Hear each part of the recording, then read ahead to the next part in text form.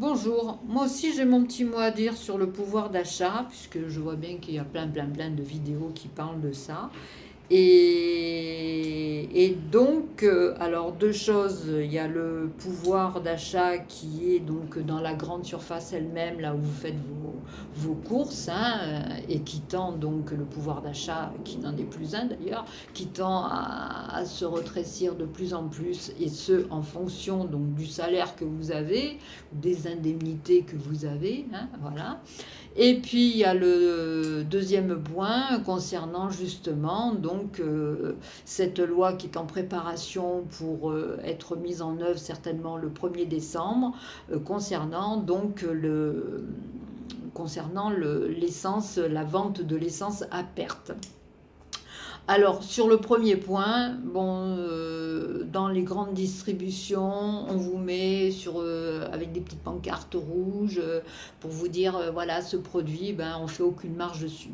Ah, c'est très bien tout ça, mais sauf que c'est des produits vraiment dégueux, quoi, hein. Au point de vue euh, nutritionnel, c'est des produits, mais bas de gamme. Alors voilà ce à quoi donc ont droit les gens qui n'ont pas les moyens de se nourrir correctement, puisqu'apparemment c'est 25% de la première couche de la société française qui a du mal à se nourrir, qui se nourrit qu'une fois par jour, qui en plus quand ils ont des enfants, bon ben ils se sacrifient pour justement pour leurs enfants, pour essayer de leur donner une alimentation assez saine. Bon alors je vous parle même pas du bio, hein, parce que le bio c'est même pas la peine.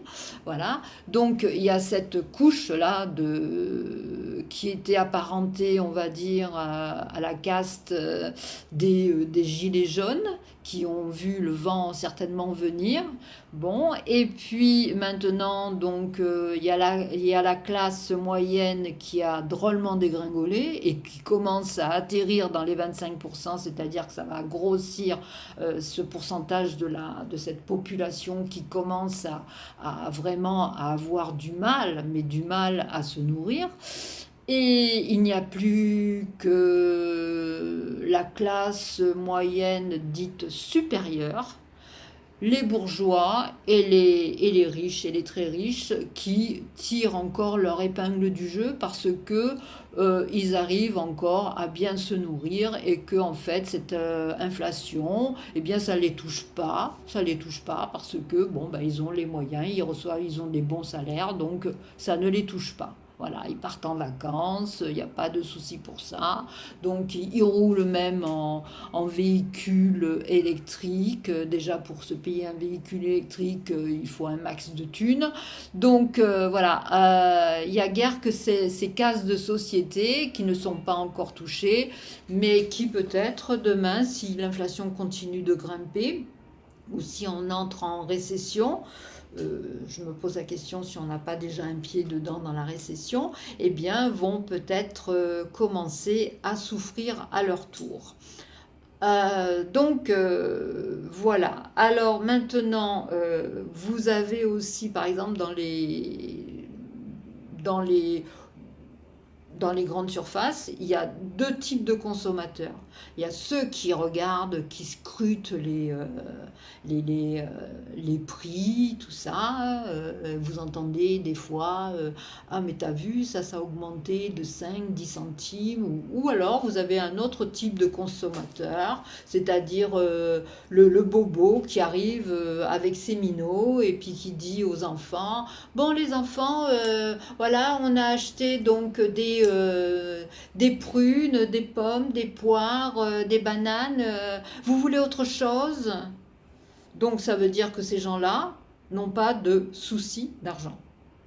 En plus, ces gens-là aussi, ils, se, ils vont acheter dans les épiceries paysannes, c'est-à-dire les épiceries qui vendent du bio, et où si vous voulez, l'alimentaire est très très très chère. Voilà, vous allez avoir une bonne alimentation parce que c'est bio, parce que c'est de la culture raisonnée. Donc vous allez la payer vachement plus cher. Mais donc ces gens-là, ces bobos, qui ont envahi les quartiers qui étaient populaires. Moi, je suis d'une grande ville et je vois dans mon quartier, ils ont envahi donc une certaine partie du quartier. Et ils ont fait par là même augmenter les prix de l'immobilier. Voilà, donc tous ces trentenaires, quinquagénaires, quadragénaires, eh bien, ils ont les moyens d'aller au restaurant, puisque vous les voyez tout de suite dans les restaurants bobos. Il y a pas mal de restaurants bobos qui se sont montés dans mon quartier, donc vous les voyez, là, il n'y a pas de souci en terrasse. Donc ces gens-là ont encore donc la possibilité de s'offrir une belle vie, une chouette vie, tandis que les autres, ceux qui rament, qui regardent les étiquettes, qui regardent les augmentations de prix, eux, ben, ils s'en retournent chez eux cuisiner deux pâtes et une boîte de conserve, quoi. Voilà, donc cette inflation est quand même à géométrie variable pour les uns et pour les autres. Ensuite, maintenant, concernant la fameuse loi, certainement, que va pondre le gouvernement pour mettre en œuvre donc, la vente à perte de l'essence, j'ai vu tout à l'heure que apparemment tous les patrons de grande distribution ont dit niet, niet, parce qu'ils ne veulent pas vendre à perte. D'abord, il y a une loi qui dit, depuis 1963, qui dit on ne vend pas à perte, sauf pour des cas qui sont bien légitimes. Par exemple, quand il y a une liquidation judiciaire, donc on vend pour faire rentrer de la monnaie. Hein, voilà, donc dans ces cas-là, dans ces faillites, etc. Ok, il y a 2-3 exceptions, mais sur le reste, cette loi dit qu'on n'a pas droit de vendre à perte. Alors là, le gouvernement donc va certainement faire une loi pour dire effectivement que ces distributeurs peuvent vendre à perte. Mais alors, est-ce que cette loi va dire qu'elle va obliger les distributeurs donc à vendre à perte? Moi, j'aimerais bien savoir comment va être motivée cette loi, hein, parce que je vous dis, les grands patrons de la distribution, comme par exemple, vous prenez Pouyanné, hein, le patron de Total Énergie, il a dit niet, lui aussi, moi je ne vendrai pas à perte. Donc, est-ce que le gouvernement va les obliger à vendre à perte, hein? Parce que de toute façon, ces distributeurs, ces patrons de grande distribution, hein, qui vous vendent l'essence à la sortie du supermarché, bon, bah, effectivement, s'ils doivent vendre à perte, ils vont forcément donc répercuter leur perte sur les prix, sur les produits que vous allez trouver en magasin. Tout simplement, hein, faut pas être, c'est pas la peine d'avoir Félix, hein. Voilà. Donc, je ne comprends pas l'utilité de cette loi. Bon, encore une fois, on va voir un peu comment elle va être motivée et qu'est-ce qu'il y aura dedans. Mais en attendant, si cette loi permet donc aux grands distributeurs de vendre leur essence à perte, eh bien, je pense que les produits vendus en grande surface vont à leur tour augmenter pour qu'ils puissent compenser leurs pertes, tout simplement. Donc, c'est quoi le but? C'est quoi le but?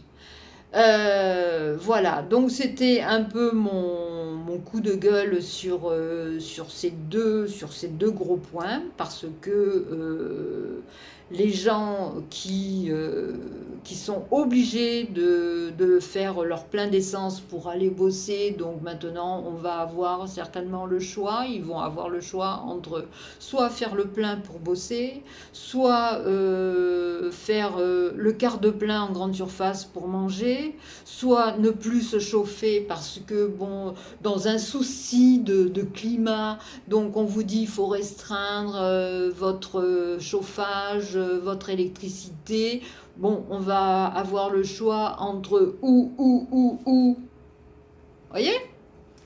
C'est fantastique, hein, de vivre comme ça en 2023, à l'heure de l'Union européenne. Voilà, c'était un peu mon coup de gueule. Sur ce, ben, je vous souhaite de passer quand même une bonne journée, hein. Salut!